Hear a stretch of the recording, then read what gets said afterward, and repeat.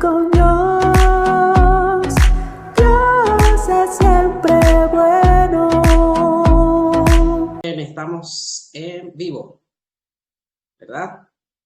Sí, señor. ¿Cómo están? ¿Cómo están? ¡Qué emoción! De vuelta otra vez, ¿desde cuánto? ¿Desde hace cuántos meses teníamos que no nos encontrábamos por aquí otra vez? Como unos 6 meses fácil.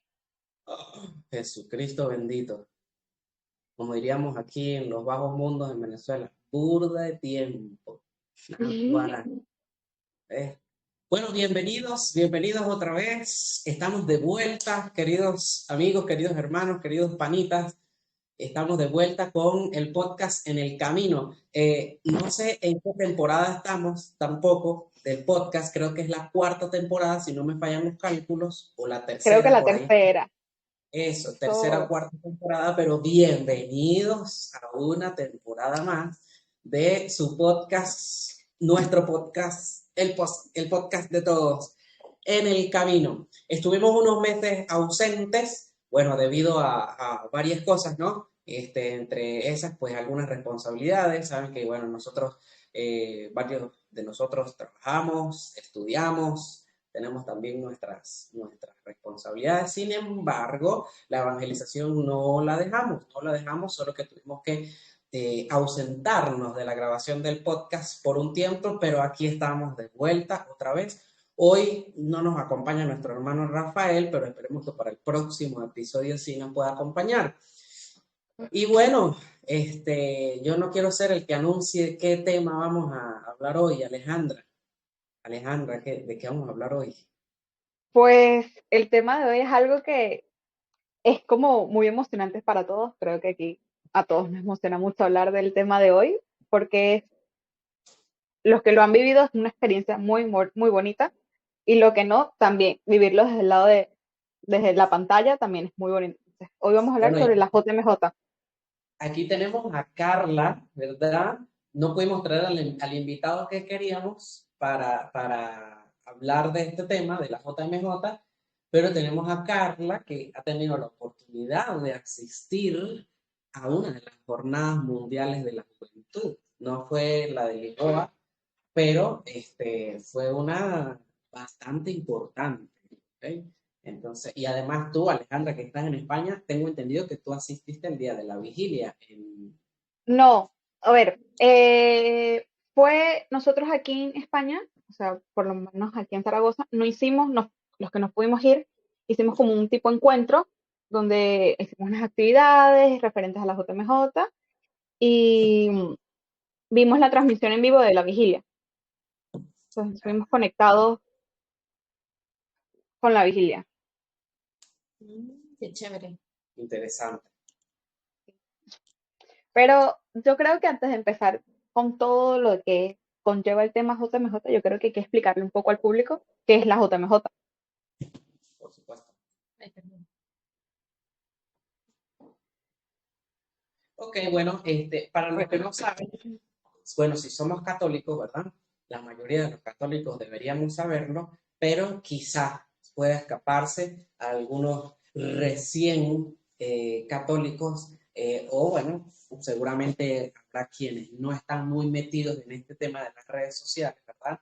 Y no saben que la iglesia de un tiempo para acá, esto no desde siempre, sino desde hace un tiempo para acá, específicamente desde el pontificado del Papa Juan Pablo II, hoy Santo Juan Pablo II, se comenzó a hacer en el mundo una actividad que reuniera a la mayor cantidad de jóvenes del mundo en un solo sitio, pues precisamente para adorar a Dios, para manifestar nuestra fe como católicos. Y a esto se le llamó, se le conoce hoy como la Jornada Mundial de la Juventud. Yo sinceramente no sé cuántas jornadas mundiales de la juventud van, ¿ok? Este, recuerdo algunas pocas que he visto en televisión, porque sabes que de un tiempo para acá, cuando nos comprometemos un poquito más con nuestra fe, pues estamos un poquito más pendientes, ¿verdad? Porque tenemos la ilusión, el sueño de algún día poder asistir a la JMJ, la Jornada Mundial de la Juventud, que este año, ya hace, ¿qué? 15 días, 20 días, se realizó, se llevó a cabo en Lisboa, en Portugal. La J o Jornada Mundial de la Juventud, Lisboa 2023. Ya tenemos la fecha también de la siguiente Jornada Mundial de la Juventud. Se han realizado 28 Jornadas Mundial de la Juventud. Caramba, me siento tan viejo. 28 jornadas mundiales. Importante, ¿ves? 28 jornadas.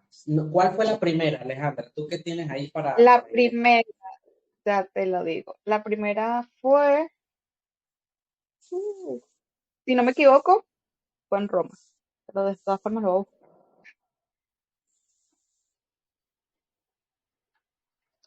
Y bueno, recordar también que la del año, la de los años anteriores, la anterior a la de Portugal, Panamá.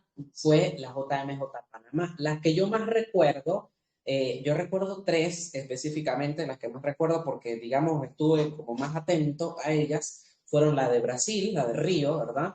Porque además unos amigos de donde yo soy, pues asistieron a esa jornada. Recuerdo también la de Madrid con Benedicto XVI, porque también estuve muy pendiente. Fue en Madrid, Después de Madrid fue Río, creo. Brasil, Cracovia, Panamá y Lisboa. Exacto. Son las 5 que yo recuerdo. No me peleé, fue la primera Jornada Mundial de la Juventud se realizó en Roma en 1986, un domingo de Ramos. No, imagínate, yo no había ni nacido todavía. Ninguno. Qué No. genial, qué genial. Pues sí, familia, hoy entonces queremos hablar de este tema, la Jornada Mundial de la Juventud, un tema chévere, es bien chévere porque es de los jóvenes, un tema de los jóvenes, pero desde mi punto de vista también es un tema controversial. Yo no sé, Carla, Alejandra, si ustedes están en Twitter, si siguen Twitter. Yo soy un poquito activo en Twitter, a veces no publico tantas cosas, pero siempre estoy pendiente de Twitter, ¿no? Twitter es como una zona de guerra, porque ahí todo el mundo se insulta, todo el mundo se mata, todo el mundo pelea, ¿verdad? Y yo he leído cantidad de cosas, tanto positivas como negativas, de la Jornada Mundial de la Juventud en Twitter, que bueno, yo me quedo impresionado, me quedo loco. Pero bueno, no vamos a pasar a esa pelea, ¿verdad? Todavía, sino vamos a hablar de experiencias que se hacen en la Jornada Mundial de la Juventud. Nuestra invitada especial, Carla Benolín, ¿verdad? Que asistió a la Jornada Mundial de la Juventud en Cracovia, en Polonia. Carla, ¿en qué año fue la? 2016. En el 2016 fue la tierra del Papa Juan Pablo II. Visitó también Cannes, ¿verdad? La tierra de San Juan Negre, Y el patrono. Normandía, visitó Alemania, ¿verdad? ¿Tú Es visitas? donde nació Enrique. Ajá. Me fui. Bueno, Visitó campos de concentración. vi que la Jornada Mundial de la Salud iniciaba visitando un campo de concentración, no recuerdo el nombre, pero esa era como la primera actividad que contemplaba la JMJ. No sé si me escuchan porque yo no los escucho muy bien. Sí, sí. Sí, se oye. Se entrecorta un poco, pero ahí va. Sí, entonces esa fue la primera actividad que tuvimos dentro de la Jornada Mundial de la Juventud, pues ir a visitar este campo de concentración. Con eso partía, todos los peregrinos teníamos que llegar justamente allí y hacer todo, o sea, una especie de recorrido que todos teníamos que hacer. Visitar obviamente los campos de concentración, ver todo lo que había había personas que explicaban pues lo que allí se hacían, Y al final había un espacio donde las personas que querían hacer oración, pues lo podían hacer. O sea, no es que era una capilla ni nada, o un espacio, una iglesia, nada, sino que había un espacio en el que quisiera orar, pues lo podía hacer porque había un letrero donde especificaba como aproximadamente cuántas personas murieron en ese campo de concentración. Y pues obviamente todo el mundo, el que quería, pues podía en ese espacio eh, dedicarlo pues a orar por esas personas. Además de que, dato impresionante, es que el espacio se sentía muy frío, muy, o sea, era algo como muy, que no te transmitía como aquella tranquilidad y pues obviamente uno se da cuenta por qué. Porque fue un lugar donde murieron muchísimas personas, fue un lugar donde pues obviamente se torturó a muchísimas personas y pues la idea de arrancar con ese recorrido era poder, digamos, sensibilizar, ¿no? O ver y poder orar por todas aquellas víctimas pues, de los nazis, que fueron producto pues, de todo el nazismo en aquella época. De verdad difícil, muy difícil, pero sin duda alguna creo que fue lo mejor con lo cual pudo iniciar la jornada. Yo creo que Excelente. cada jornada tiene algo que marca el inicio y marca el cierre. Y para este año que tú asististe, yo creo que eso era muy importante, el Sí, recorrido. sí, si no me equivoco. Bueno, que debe ser algo propio, ¿no? Porque cada Jornada Mundial de la Juventud se hace en un país distinto. Uh-huh. O sea, estamos hablando de culturas distintas. Fíjate los grandes polos, ¿no? Cracovia, Polonia, Europa. Vienes y haces otra acá en Latinoamérica, en Río, donde la cultura también es totalmente distinta. Vas ahora a Portugal, que supongo yo que también es una cultura totalmente distinta, ¿ok? Así que esto me parece algo sumamente positivo, bellísimo, espectacular de la Jornada Mundial de la Juventud, que te ayuda justamente a conocer esas culturas. Ajá, Carla, bueno, yo tengo muchas preguntas, Alejandra, yo no sé si tú también tienes preguntas. Sí, aquí hay muchas preguntas por hacer. A ver, pero empieza, hazle tú una mientras yo aquí indago Bueno, un poquito más. Carla, ya nos contaste la primera, básicamente la primera actividad que hicieron cuando tú asististe a Cracovia, ¿verdad? Que los llevaron a este campo de concentración como para sumergirlos en En un una realidad ambiente exacto. que marcó la historia de ese país. Exactamente. Pero, ¿qué otras actividades son comunes o llegaron a hacerse en la JMJ en la que tú participas? Eh, en Cracovia hay que resaltar que Cracovia es como el centro de Polonia, ¿verdad? Entonces, normalmente allí era como que donde llegaban todos los peregrinos, ¿sí? Porque todos estábamos dispersos por todos esos pueblos lejanos. Inclusive, a mí me correspondió Wadowice. Y eso era casi que saliendo casi que al sur, muy, muy, muy al sur de Polonia. Y pues obviamente todos teníamos que siempre llegar a Cracovia porque era el espacio donde siempre había muchos festivales. O sea, siempre algo característico es que habían festivales de todo tipo. Eh, y además estaban los espacios donde se daban ciertas catequesis. Eso era como algo muy, muy característico durante toda la jornada. O sea, todos los días, la jornada dura 5 días, si no me falla la memoria, o la semana completa, y siempre hay catequesis en las mañanas. En las mañanas siempre hay unas catequesis en los distintos idiomas. Y están dispersas, normalmente están dispersas, perdón, estaban dispersas a lo largo de toda Cracovia. Uno pues lo que tenía que hacer era ubicar pues cuál era la del español, cuál era la de inglés, cuál era la de francés y todo, que eran como los idiomas más frecuentes allí. Entonces, normalmente en las mañanas era dedicado a particularmente poder asistir a las distintas catequesis. Por la tarde, digamos que hay días específicos donde hay unas actividades muy puntuales. Por ejemplo, el Papa, si no me equivoco, llegó el día martes, creo que ahorita también fue igual, llegó el día martes. O sea, él llegó igual, nosotros llegamos el domingo por la tarde, estuvimos en los campos de concentración. El lunes, además que ese domingo era como la bienvenida, había fiesta, había música, había de todo en las plazas. Casi que en todas las plazas habían espacios de música. Y el martes era el día de la llegada del Papa Francisco, en el mismo lugar donde iba a ser la vigilia.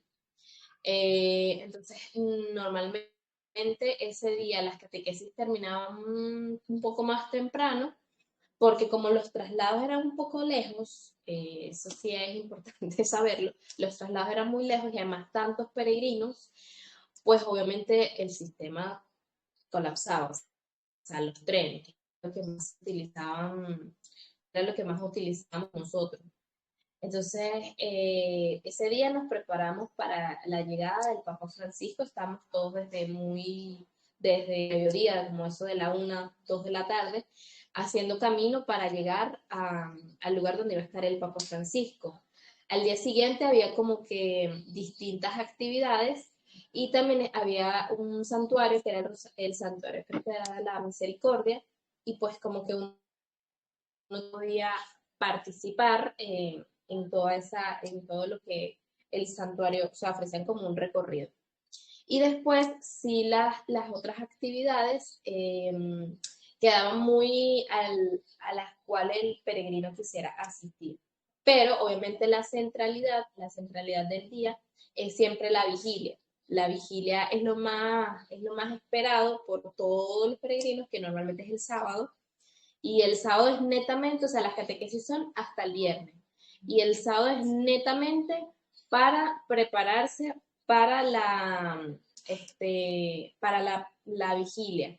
Porque primero hay que salir muy temprano, hay que llevarse, pues obviamente ir preparado con comida, con ropa, tratar de ir lo más cómodo porque bueno, se va a caminar bastante, son técnicamente 2 días porque te vas el sábado muy temprano y regresas el domingo casi en la tarde. Y recuerdo que el sábado, pues era el día en el cual nosotros nos preparamos para la vigilia, nos fuimos súper temprano, como a las 10 de la mañana, y estuvimos todo el día porque igual lo vi en esta oportunidad, todo está seleccionado por alas. Entonces, dependiendo el grupo con el cual tú estés, pues tienes que ubicar tu espacio y armar tu espacio, porque tienes que armar tu sleeping, tienes que con tu grupo pues estar allí, porque a media tarde normalmente es el acostumbrado, es la llegada igual del Papa Francisco, donde normalmente da el mensaje que dirige a los jóvenes, y seguidamente del mensaje que da el Papa viene el momento de la adoración. Yo recuerdo que en la oportunidad que yo fui, nosotros, la adoración, la primera hora, si no me equivoco, fue dirigida por el Papa Francisco, y después habían distintos grupos que hacían momentos de oración. Era toda la noche, incluso habían presentaciones, distintos grupos pues presentándose durante toda la noche hasta que llegaba un punto en el cual retiraban al Santísimo y hacían la levantada. Pero estuvo varias horas el Santísimo puesto esa vez. Sí, como 2 o 3 horas más o Me menos. imagino. Porque entre los comentarios que he leído, que he visto también de jóvenes que tuvieron la oportunidad de asistir esta vez, dijeron que esta vez en Lisboa el Santísimo estuvo expuesto solo 30 minutos, nada más. El El resto fue momento como que fue en el acto y del resto ya creo que lo guardaron. exactamente. O sea, el Es resto es como un espacio para compartir, ¿no? Entre todos los que están allí. O se hacen algún otro tipo de cosas después que retiran el Santísimo. Yo en esa oportunidad recuerdo que los pusieron, si no me equivoco, más de 1 hora. porque primero la primera parte la dirigió el Papa Francisco, habían varios, obviamente muchos sacerdotes, obispos sobre todo, y esa primera parte la dirigieron ellos. Después hubo un momento en el cual el Papa se retira, pues además antes de eso había muchos videos de testimonios de muchos peregrinos contando su experiencia, por ejemplo, sobre todo peregrinos de estos países un poco más perseguidos, como China, recuerdo otro país, Irán, creo que era, Irak o Irán, uno de ellos, donde pues ellos seleccionaron como que algunos testimonios de algunos jóvenes, digamos que su experiencia de fe en su país pues sea bastante complicado y donde ellos se han visto perseguidos.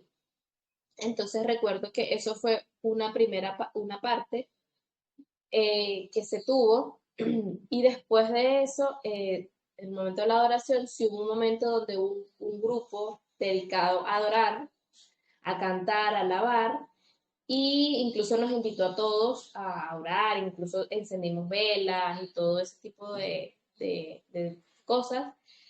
Y después llegó un punto en el cual pues sí retiraron al santo, sí lo retiraron y pues sí toda la noche era como de distintas actividades, como que canto, adoración, más que todos los cantos como para mantener un poquito pues animado, porque bueno, como hay algunos que podían dormir, habían otros que no, pues ya después que terminan, digamos, como eso de la medianoche, la adoración y todo lo que va de la jornada, pues si ya el espacio queda un poco para que tú decidas si escuchas los cantos, si con tu grupo decides hacer algo interno, no fuera, pues. O bueno, sencillamente te quedas durmiendo y disfrutas del momento.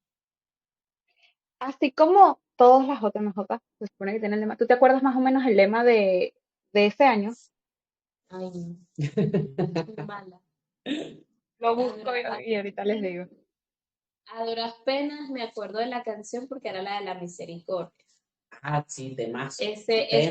Este año era, creo que ese año, Bienaventurados los misericordiosos. porque este año creo que era el año de la misericordia, si no me falla, o habíamos pasado, o era el año, algo así, pero era mucho por cierto, dato curioso, conocimos muchas historias de santos vinculados a distintos santos que no son, por ejemplo, de nuestra cultura, son más hacia los europeos, pues que también hablaban de la misericordia, fue muy bonito, porque digamos como que había tratar un espacio de ver los distintos santos de otras culturas, no religiones, de otras culturas, que fue bien chévere, bien interesante porque había historias muy bonitas de santos que uno pues, no conoce porque bueno, no está más vinculada con la nuestra.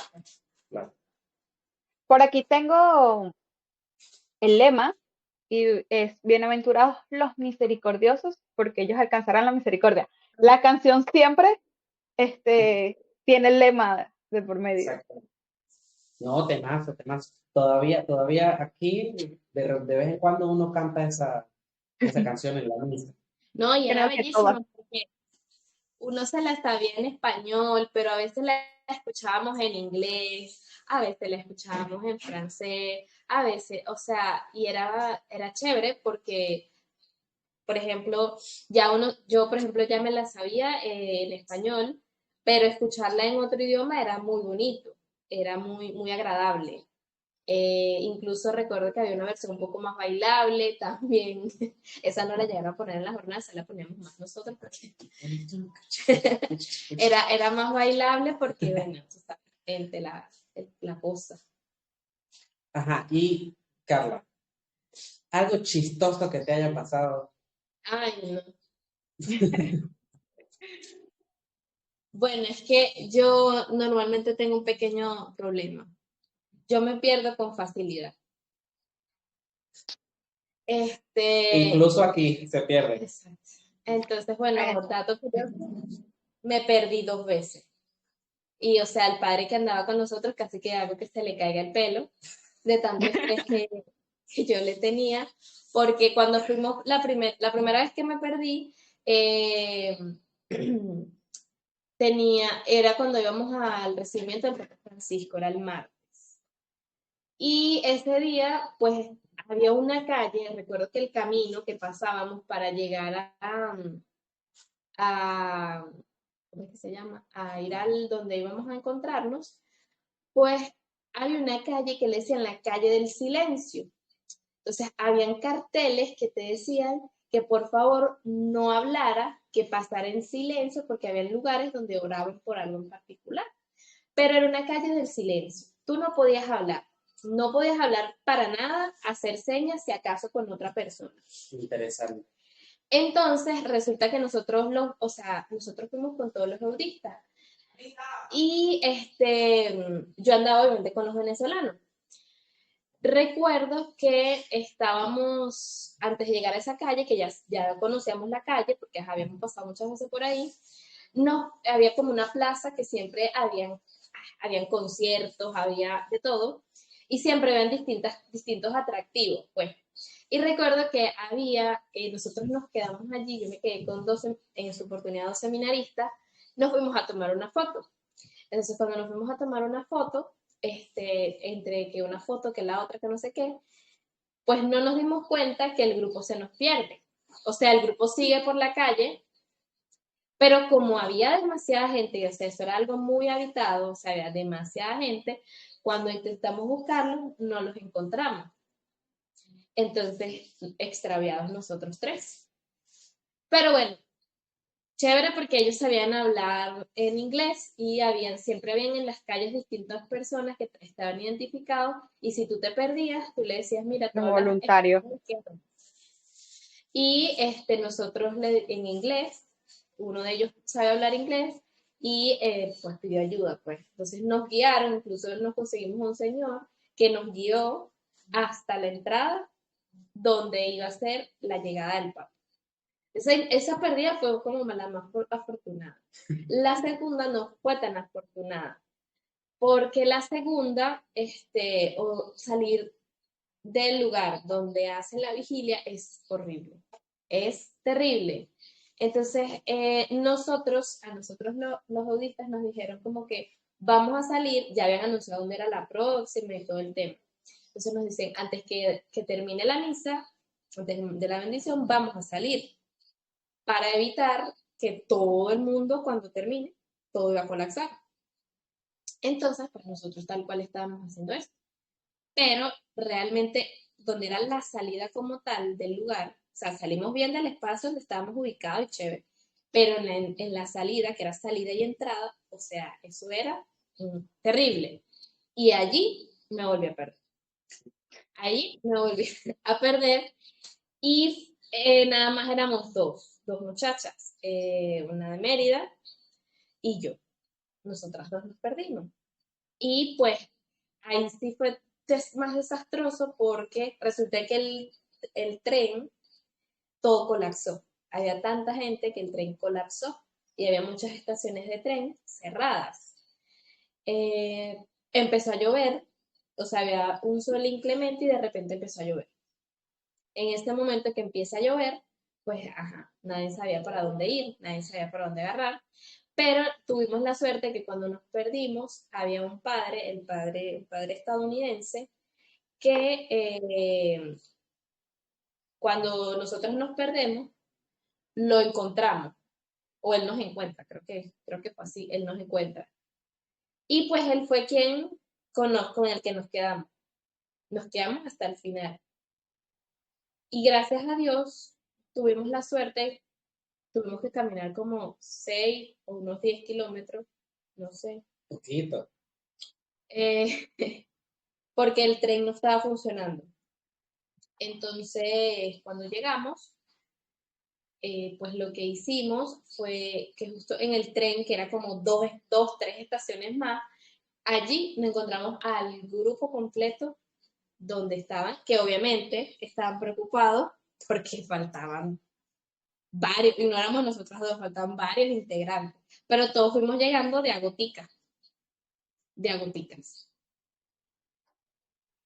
Me imagino que eso es algo, o sea, no es nada más que les pasó a ustedes, sino que me imagino un montón de personas más que le pudo haber pasado de esta separación, Yo porque me es mucha imagino, cantidad de gente. yo me imagino es al padre, cuando no encontraba a esas muchachas. Ay, Dios mío. Bueno, Las sí. encontró y le puso una cadenita de aquí, aquí, un metro de distancia de mí, de aquí no se mueve. Un GPS para que si se pierdan la encuentre otra vez. La localicen rápido. Sí, sí, porque es que era muy fácil perderse, de verdad, era muy fácil perderse porque había demasiada gente. Pero, por ejemplo, a nosotros, en nuestro escarapela, nos colocaban en la parte de atrás unos teléfonos de contacto Mira qué de chévere. las familias, de distintas familias y de los organizadores. Entonces, si uno se perdía y no hallaba cómo volver, tú le podías dar eso a estas personas que estaban A los voluntarios que están ahí pendientes de. y ellos te podían llamar a los organizadores y hacían el nexo para devolverte. Interesante. Perfecto. Eso es Sí, uno el de papel de los puntos más importantes, que siempre hay alguien que te puede solucionar a volver con tu grupo, porque no, y el la tema de logística, era genial. la logística siempre tiene en cuenta de quiénes son las familias con que se están hospedando los grupos, cuáles son los grupos que van. Ya. Exactamente, y los voluntarios tienen un papel súper importante, tanto porque algunos traducen, otros guían, otros te explican cómo usar los tickets de la comida que uno no sabe, dónde te aceptan los tickets, dónde no te aceptan los tickets. Ah, pero esta vez creo que fue distinto. También pude ver algo de Fue con eso. fue con un QR. Ajá, Entonces, con un QR. en la escarapela tenías tu QR y, por ejemplo, lugares, franquicias de comida grande, no las voy a nombrar porque no nos patrocinan, no nos pagan, pero ya más o menos ustedes se imaginan qué franquicias, tú te acercabas. Sí, Aquí en Europa no te atienden normalmente las personas, sino que son máquinas. Entonces tú hacías tu pedido, que era un pedido especial de JMJ, y escaneabas tu código y te salía gratis. Súper chévere. cuando nosotros fuimos eran Mm. tiquecitos. Entonces tú tenías que ver en los restaurantes o en las franquicias de comida rápida que todos sabemos si los aceptaban o si no los aceptaban. Forma rápida de saber si lo aceptaban o no, si veías un poco de peregrinos allí. Personas, amigos que asistieron, decían que las colas esta vez fueron horribles. O sea, que ellos no comieron en estas franquicias porque las colas larguísimas, ellos preferían ir Claro. al que menos cola tenía. Sí. Seguro todo el mundo busca comer en esas franquicias y no en lugares quizá menos conocidos, ¿no? Más, o sea, que No, sean es que más de la región. también por el idioma, o sea, si tú no hablas, te dificulta un poco más pedir una comida a cambio aquí, como en esta franquicia, tú ponías en la pantalla español y te parecía el menú en español, ya tú tenías que editarte esa traducción, no es que no, pero yo quiero, entonces creo que es por eso que la mayoría de la gente buscaba. Interesante. Sí, a nosotros lo que nos funcionó muchísimo era que varios hablaban inglés. Y como estamos en Polonia, ese idioma es fuerte, es difícil, muy difícil. Pero casi todos hablaban inglés. Entonces, cuando íbamos a buscar comida o cuando queríamos pedir un baño prestado, era un poco más fácil porque los que hablaban inglés podían hablar directamente con las personas y se comunicaban. No había problema. La importancia de ser bilingües. Aunque sea, las palabras claves hay que aprenderse en cualquier idioma. Exactamente. No voy a decir qué aplicación podemos utilizar para aprender inglés Porque rápido. tampoco nos Que primero patrocinan. nos patrocine y después le damos publicidad. Exacto. Pero aquí ustedes saben, hay unas súper reconocida mundial. Criticada, por supuesto, pero súper reconocida. Yo la uso, ¿ok? Y me ha ayudado mucho. Aunque Lento, no pero crea, ayuda, porque así tú no... El idioma se habla practicándolo. Y esto te exactamente. ayuda y de vez en cuando se te queda una frase pegada. Entonces, es como que útil. Con que tú sepas Esa- decir hola, baño y comida, y por favor, está hecho. Y Ayuda. gracias. Bueno, Sí, por ejemplo, nosotros en los budistas, antes de salir a la, a la jornada, porque nosotros tenemos la prejornada, que es un encuentro netamente de los budistas, pues nos enseñaron en los idiomas más comunes, que eran francés, en inglés, y obviamente ya lo sabíamos, cómo decir, hola, ¿dónde estoy? Hola, por favor, ¿me prestas el baño? Hola, ¿dónde queda tal dirección? Como para que si en algún momento uno se llegaba a perder, alguien lo pudiese auxiliar.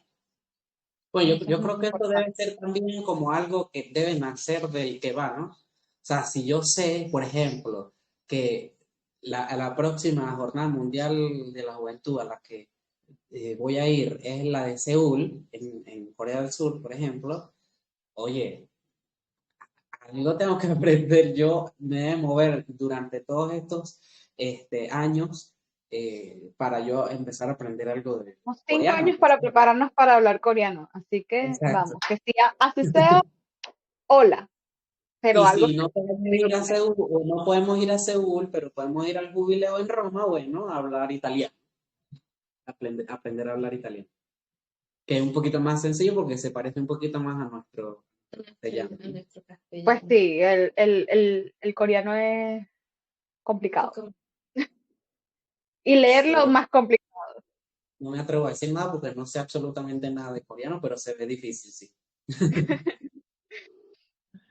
Hablando ahorita un poquito de esto del tema de Corea, por Instagram nos hicieron una pregunta, ¿por qué surge Corea? O sea, ¿por qué la siguiente JMJ va a ser en Corea? ¿De Importantísimo. dónde salió Bueno, esto yo de... creo que yo creo que es sería la primera jornada mundial de la juventud en el el continente continente asiático, asiático. ¿no? Esto es una de las cosas que, por lo menos, yo estando aquí antes de que se celebrara la JMJ, se estaba hablando mucho de que la siguiente JMJ se iba a realizar en uno de los países de Asia, porque normalmente ya se ha celebrado en todos los otros continentes. Entonces, creo que eso era uno de los factores que tenían que, no nada más América, Europa, sino que África, sino que también agregar este continente que es tan importante, que aunque no exista mucha cantidad de fe católica, porque ellos tienen sus diferentes religiones, existen católicos en Asia.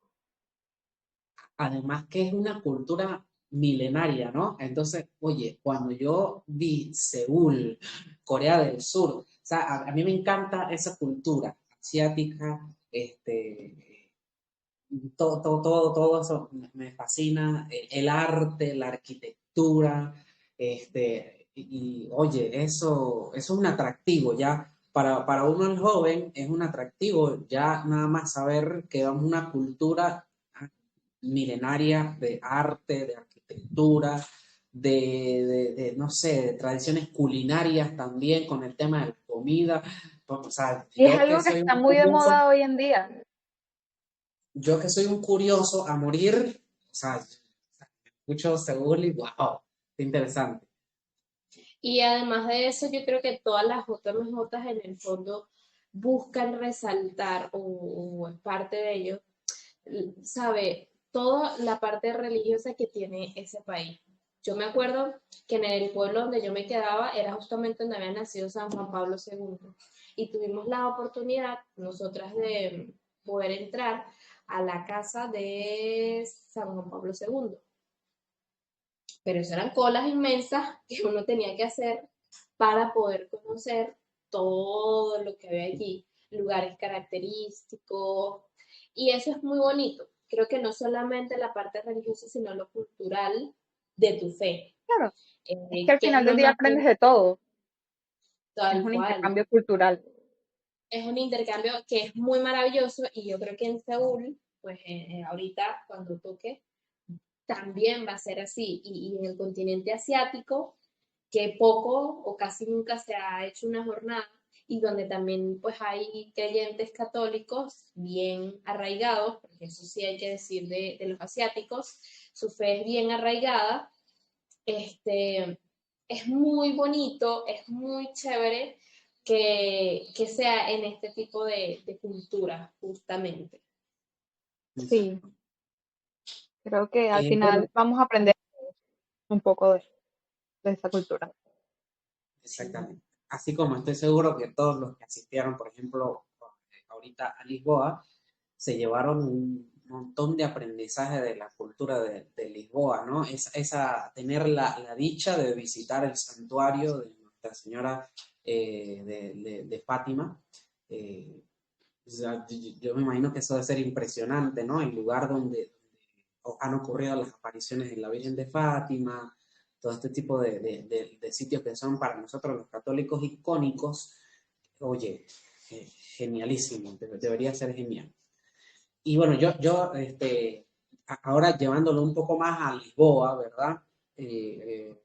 A la JMJ de Lisboa, no sé si estoy seguro que ustedes dos han visto y han oído, perdone que nosotros hacemos por la garganta, pero es que estamos engripados los dos, entonces, bueno, es que nos toca. Han visto, han oído, creo que una de las noticias, digamos, más relevantes de la Jornada Mundial de la Juventud ahorita en Lisboa es el tema del padre Guillem, creo que es que se llama, ¿ok? Padre El DJ. padre DJ. Sí, Yo creo que eso no se había visto en ninguna anterior jornada mundial de la juventud. Y, oye, el padre está siendo también bastante criticado, porque, bueno, hay muchos católicos así todos ortodoxos, que creo yo, enchapados a la antigua, que, bueno, ¿cómo es posible un cura DJ, ¿qué es eso de nuestra iglesia, de las tradiciones, que tal, que las cosas, que lo uno, que lo otro, que para allá, que para acá? Pero les pregunto a las dos, a pesar de que ninguno de los tres tuvimos la oportunidad de asistir a esta Jornada Mundial de la Juventud, pero los tres somos jóvenes, ¿verdad? Y los tres nos caracterizamos porque las conozco a las dos, a Carla y a Alejandra, ¿verdad? Y sé que ustedes me conocen también, que nosotros escuchamos buena música, pues música, no solo música católica, sino música también vamos de todo. secular, pues, del mundo. Entonces, ¿qué opinan ustedes al respecto de esto? A ver, o sea, yo siento que al final del día, hagamos lo que hagamos en la iglesia, va a ser criticado. Y más si es de un padre. Entonces, ¿qué mejor manera de atraer a un joven? Con la música. Tampoco fue que se colocó unas músicas que tú vas a decir, por Dios, la letra. Pero al final del día era música para jóvenes. O sea, fue una forma de distraerlos, de animarlos, de muévanse, no se queden ahí sentados, levántate y así. Entonces, para mí fue muy emocionante ver a este padre haciendo algo que no es común, no es normal. ¿Que está ¿Sabes? mal? No está mal. Y que te despierten, te despierten en la mañana con música electrónica. No, es genial. Sí. Y es algo que normal, pues, porque tampoco es que tenías unas letras con mensajes, no. Era una música sencilla que, que al final del día era eso, música. La música no es ni buena ni mala, música. Exactamente. Yo, Ahora sí. En mi caso, yo cuando vi la noticia del padre DJ, a mí me encantó. Yo dije, ojalá cuando yo fui, nos hubiesen despertado así. Ojo, cuando nosotros fuimos, sí hubo un grupo como que a las 6, 7 de la mañana estaba haciendo cantos y todo esto, había como un pequeño concierto.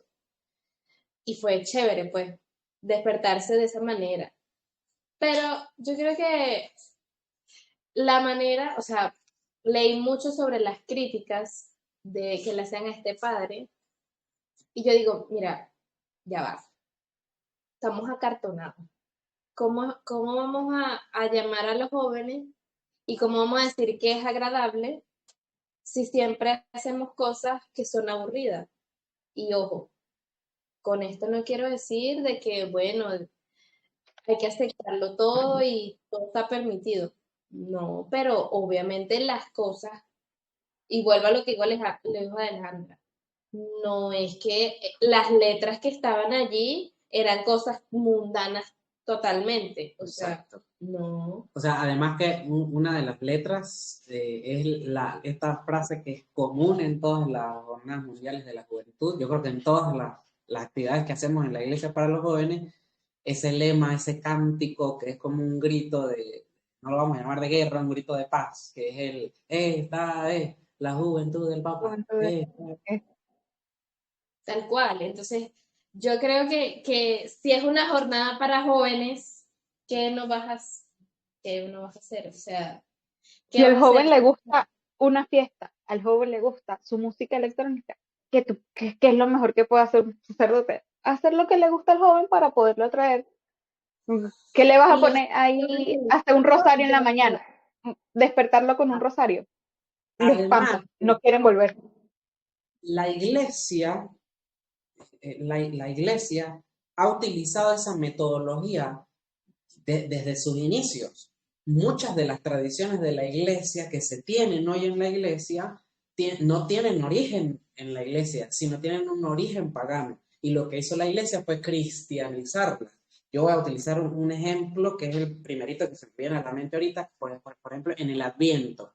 Cuando en el Adviento acostumbramos a hacer la corona de Adviento, a lo mejor hay quienes no lo saben, la corona de Adviento originalmente no es de tradición católica, ¿ok? La corona de Adviento viene de una celebración pagana, ¿ok?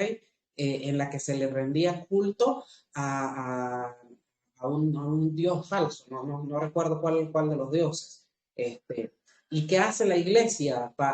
Cristianiza, utiliza, aprovecha este símbolo que utiliza el paganismo y lo cristianiza para adorar al único Dios verdadero. Entonces, bueno, si la iglesia ha hecho eso con símbolos en siglos, en años anteriores, bueno, ¿por qué no aprovechar la música también, verdad? Y cristianizar la música, aprovechar la música para la evangelización. Además, donde dice en la escritura, donde dice en la tradición católica que la alegría sea pecado. No es un pecado No, la alegría, el festejar, hasta el mismo Jesús asistía a unas bodas. ¿Ah?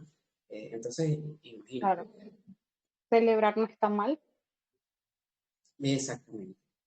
Está mal lo que haces para estar alegre muchas veces, que no necesariamente tienes que hacer las cosas alegres, pero cómo tú llegas a esa felicidad puede ser bueno, puede ser bien o puede ser mal, pero no es pecado,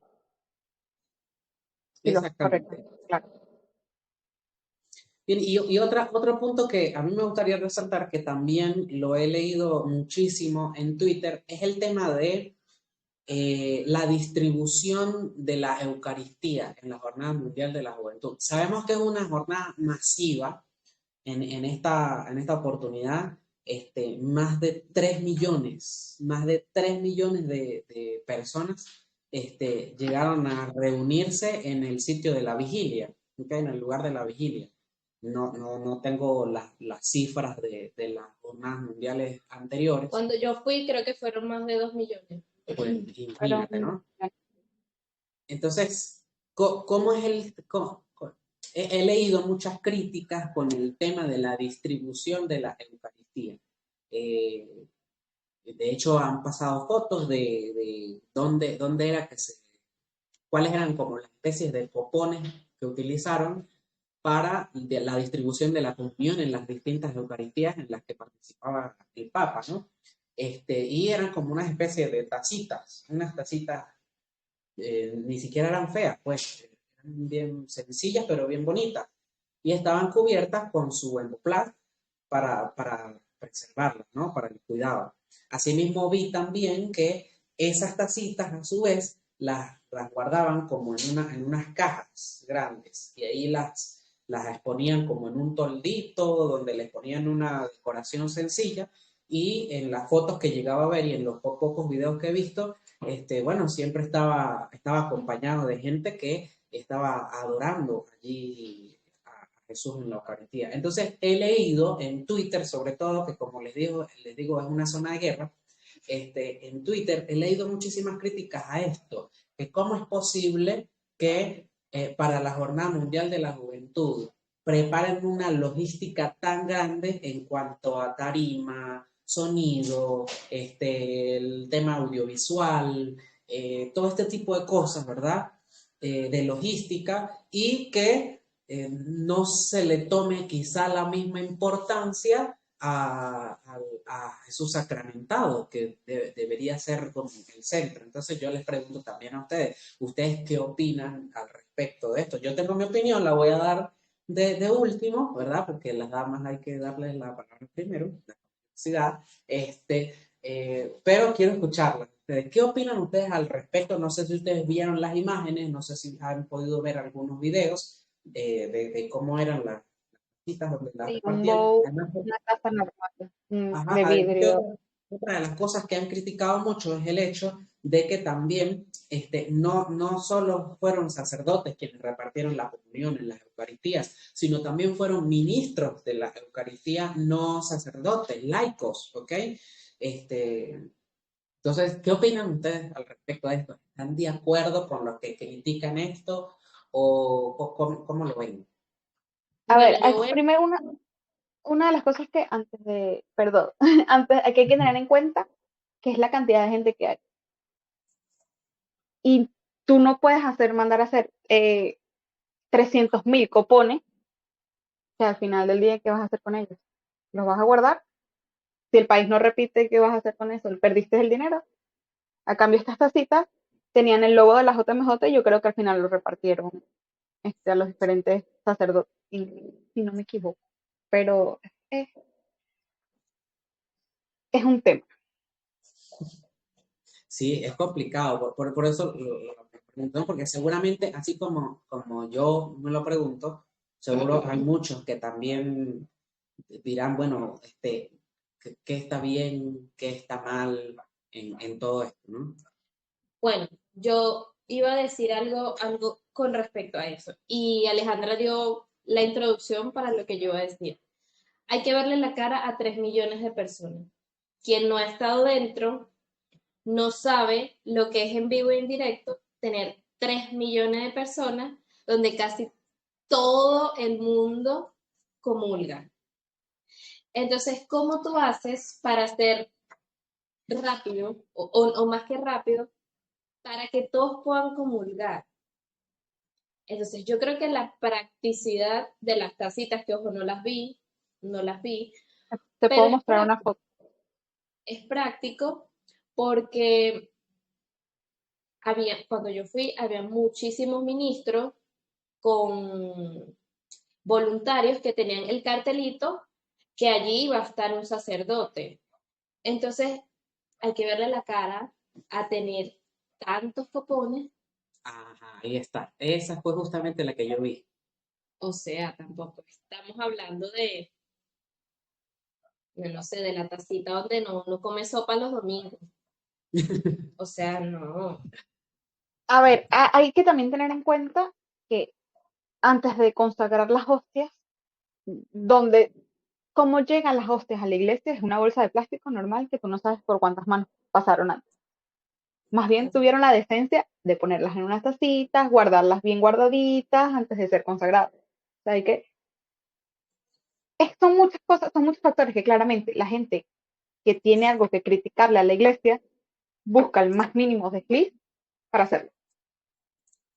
Porque si Y, la y además, persona que estaba ahí no lo criticó, no hay que por qué venir a criticarlo, alguien que no está viviendo la realidad del momento, del acto. claro, porque es muy fácil decir 3 millones, pero ¿cómo haces de verdad para distribuir a 3 millones la Sagrada Eucaristía? Tienes que buscar mecanismos en los cuales todos se puedan acercar al banquete eucarístico sin ocasionar un colapso. Pues es que, y tampoco estaba mal. O sea, al final del día, ¿qué se quería? Que el copón fuera de plata, fuera de oro, fuera de un metal. O sea, tampoco era cualquier cosa, era un- una tacita de vidrio con el logo de la JMJ que es práctico para esto. Que estamos teniendo unos problemas. Ya volvieron, ¿sí? ¿No? ¿Están? ¿No están? Aquí estamos. Ahora sí, sí. Te seguimos escuchando, claro. Entonces yo creo que es difícil, es muy difícil poder dar una opinión cuando uno no está dentro. O sea, cuando uno no lo está viviendo y no ve lo complejo que puede ser repartir la Eucaristía, y si te inventas estos mecanismos, pues eso te ayuda. Y además que yo no sé si la gente está muy de acuerdo o no de acuerdo con el tema de los ministros, pero recordemos que son ministros extraordinarios de la Eucaristía. O sea, ellos están preparados para llevar la comunión. Que bueno, que a veces la gente normalmente está más acostumbrada a que sea un sacerdote. Sí, está bien, pero volvemos al mismo tema. O sea, ¿qué tantos sacerdotes había como para que se pudiesen distribuir de manera tal que a todo el mundo, que todos los que repartieran sean sacerdotes? Es que hay Entonces que yo creo también que tener en también cuenta que eran 3.000 hay que personas valorar. y no todos los sacerdotes de todo el país, de cada país fueron una pequeña representación de cada país. Entonces, por mucho que fueran de esas 3.000 personas que fueron 1.000 sacerdotes, te quedas corto para 2.000 personas. Necesitas más. Exacto. Y Y el ministro además al es final del como, día es eso, es ministro por algo. ¿Para qué está el ministro? Para que dé la Eucaristía cuando el sacerdote no pueda. Exactamente. Y bueno, yo ahora sí voy a dar mi opinión. Yo cuando vi esto en Twitter, yo recordé una vivencia de San Juan Eudes, ¿no? Creo que cabe perfectamente nombrarla aquí porque es el mismo caso. No sé si las muchachas han tenido la oportunidad de escuchar esta historia, de leerla. Se dice que Juan Eudes, cuando comienza digamos, su ministerio sacerdotal, él lo empieza atendiendo a los apestados en Francia, ¿no? Saben que para ese tiempo, 1630 y tanto, por ahí, 20 y tanto, se dio en Francia la peste, la famosa peste, ¿no? Producida en su mayoría por guerras que se daban en el momento. Y Juan Eudes, su primera misión como sacerdote fue atender a los apestados. Esa fue su primera misión.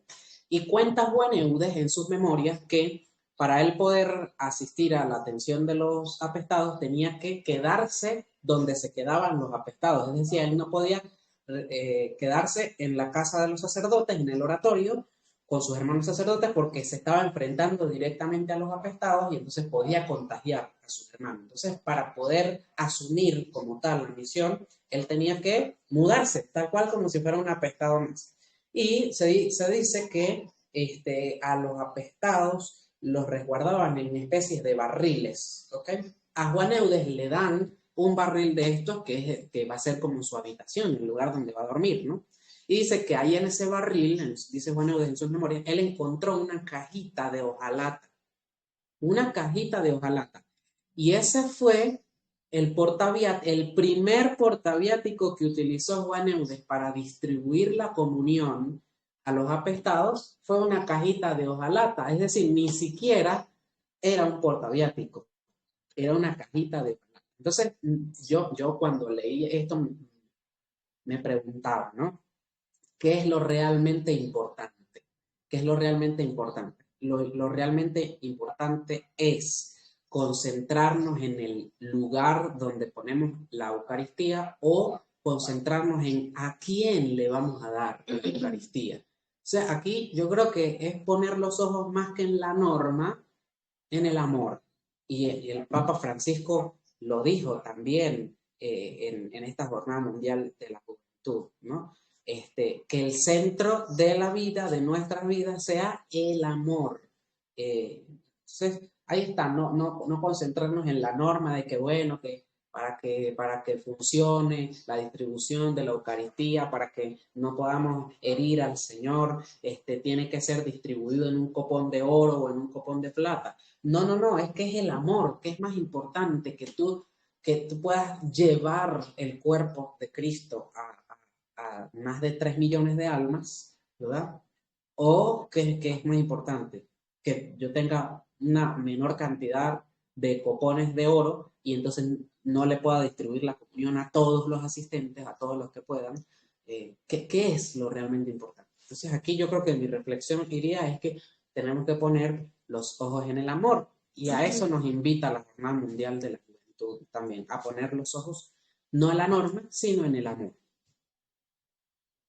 Claro, que es lo más importante, el amor. Esto es todo. Y también muchas personas que estaban ahí no estaban ahí por el plato, no estaban ahí por el lugar donde estaba, sino por su momento de comunión, de recibir a Cristo. A ellos no les estaba importando que si el pedacito de pan estaba en una bandeja, estaba en un bowl de barro. No, a ellos no les estaba importando eso.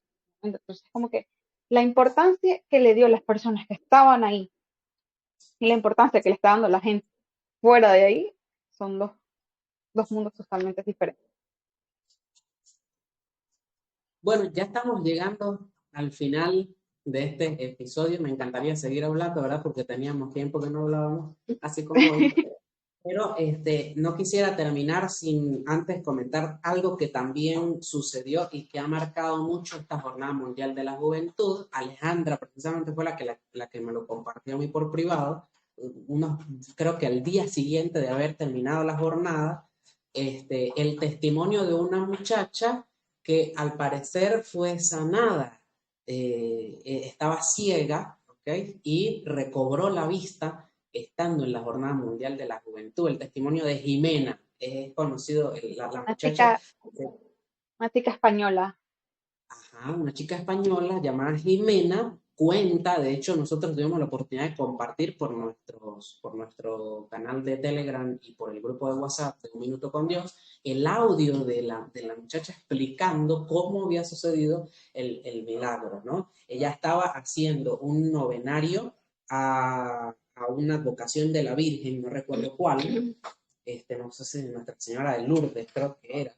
Eh, y precisamente en una de las Eucaristías, Virgen de las el, Nieves. a la Virgen de las Nieves, imagínate. Por cierto, la de las Nieves, ella está en Mérida, en todo lo alto del páramo de Mérida. Ella cuenta, ¿no? Que después de haber comulgado, o sea, llegó, se sentó en su banca y le imploró al Señor que le diera la sanación, porque ya era el 9º día de la novena que estaba realizando. Y creo que incluso empezó a llorar digamos, también del sentimiento que genera también el querer anhelar que se haga un milagro en nuestras vidas. Y bueno, increíblemente después de esto, ella cuenta que empezó a ver, recobró la vista, veía a sus amigas que tenía años que no lograba verla por estar imposibilitada, que después llegó a verse en el espejo y hasta ella misma se veía distinta. Entonces, qué bonito, qué bonito. Cuéntenme ustedes también qué les parece esto. Para mí esto es un signo de bendición y también un mensaje claro de que la Jornada Mundial de la Juventud es más que simplemente ir a encontrarse con jóvenes de todo el mundo, es encontrarse con Dios, ¿no? Es la oportunidad de que Dios también haga milagros en la vida de los jóvenes, en la vida de nuestra vida. ¿Qué les parece? Se quedaron como... Bueno, yo voy a responder como en una oportunidad te respondí cuando había una crítica que la jornada, que no sé qué, que eso era nada más para la gente a bonchar y no sé qué, y ¿sabes? Otra vez Twitter destruyendo todo. Y la gente que tiene doctorados en cosas que no ha vivido. En crítica. Entonces yo voy a responder con lo mismo. Las jornadas de la juventud, tú eres quien decide cómo vivirla.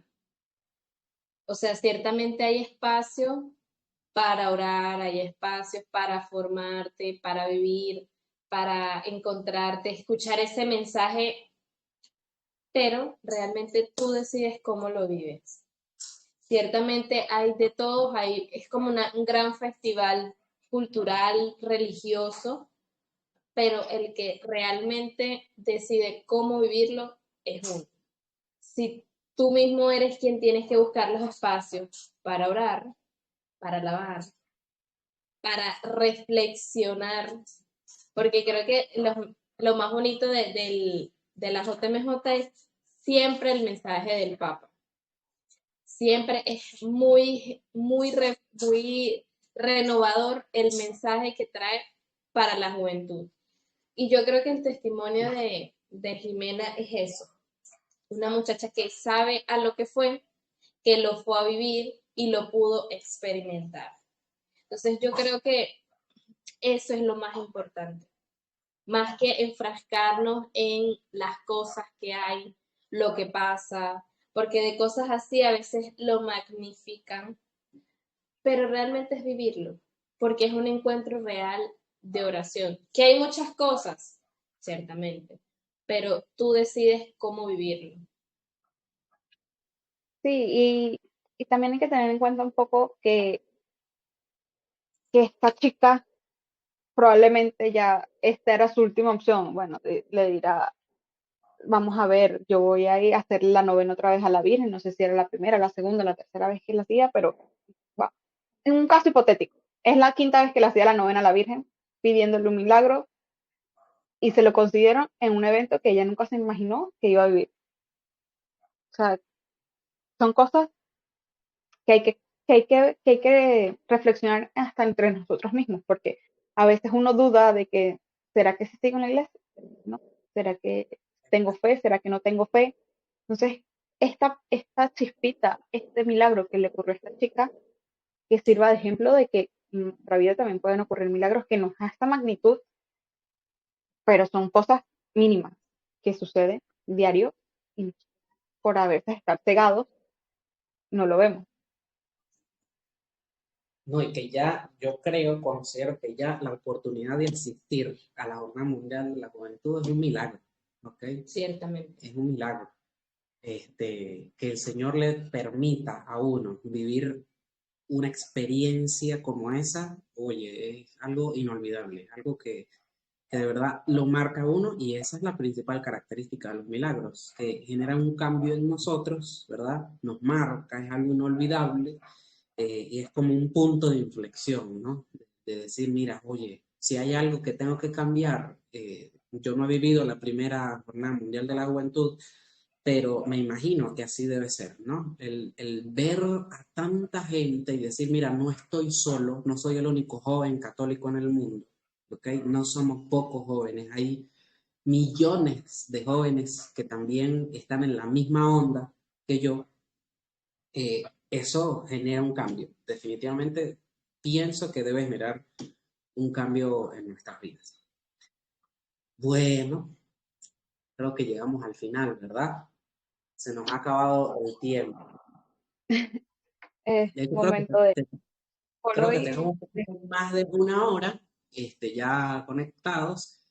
Así que bueno, familia, estamos muy agradecidos a todos los que podrán ver este podcast desde Twitch, a todos los que podrán verlo desde YouTube, a todos los que podrán verlo también desde nuestro grupo privado de Telegram. Bueno, esperemos que este nuevo episodio de esta nueva temporada les guste. Yo quiero decirlo, porque es importante, creo que nuestra audiencia lo sepa, que quisimos, a partir de esta temporada, cambiar un poco la metodología de nuestros episodios, hacerla un poco más ligera, menos cuadrada, más jovial. No sé si se pudieron dar cuenta, pero en este episodio no tuvimos guión, ¿ok? No tuvimos guión. Le decía yo a Carla ayer que, bueno, el Espíritu Santo nos guía y nos guiará de ahora en adelante en estos episodios. Queremos hacerlo así porque esto es un podcast para jóvenes y algo que caracteriza a los jóvenes es la jovialidad, ¿no? No significa que tampoco queremos que los episodios sean un desastre, pero es esto, ¿no? Queremos hacerlo más cercano, más jovial, y queremos, específicamente a nuestros seguidores en el grupo de Telegram, vamos a poner, después de subir este episodio, vamos a subir también una encuesta para saber qué tal les ha parecido el podcast cada uno de los episodios del podcast hasta este episodio.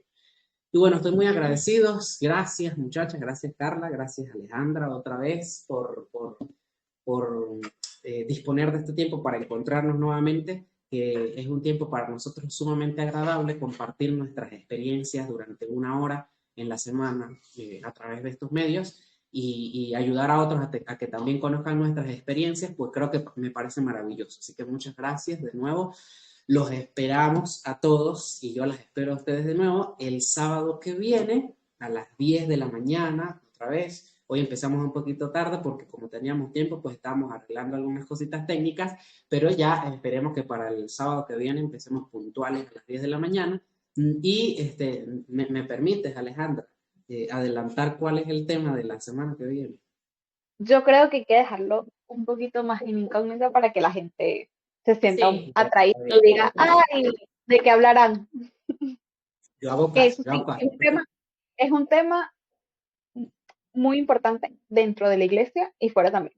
Entonces, yo les recomiendo que no se lo pierdan el sábado que viene en vivo. Y si no pueden en vivo, lo subiremos. Pero estén muy atentos a nuestras redes. Y bueno, sigan también atentos a todas nuestras redes sociales. Ya saben que estamos en Instagram, estamos en TikTok, estamos también en Facebook, estamos en WhatsApp, estamos en Telegram. En Telegram tenemos nuestro canal de Telegram y además de eso tenemos el grupo de Telegram. En el grupo de Telegram, que es como el centro principal de operaciones, ahí van a encontrar muchísimo material, recursos para la evangelización, desde artículos, recursos audiovisuales, videos sobre temas de nuestra doctrina católica, de nuestra iglesia, de nuestra fe, que les ayudan a la catequesis, a sus grupos juveniles. Y además en nuestro grupo de Telegram también consiguen los episodios de este podcast, ¿ok? Así que bueno, muchas gracias a todos y no se olviden que Dios es siempre bueno. Dios es siempre bueno. Dios los bendiga. Feliz día, feliz sábado, feliz semana y nos vemos. Chaito.